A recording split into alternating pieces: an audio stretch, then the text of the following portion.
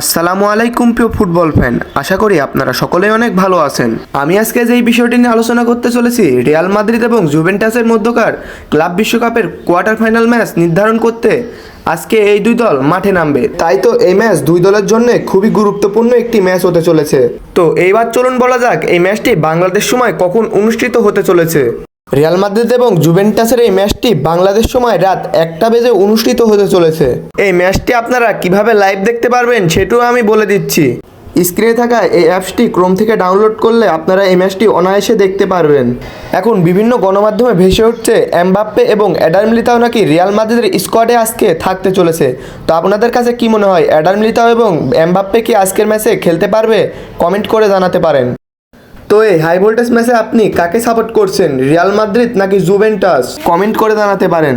এবং খেলাধুলার নিত্য নতুন আপডেট পেতে আমার এই চ্যানেলটি সাবস্ক্রাইব করে পাশেই থাকুন। আসসালামু আলাইকুম, ধন্যবাদ।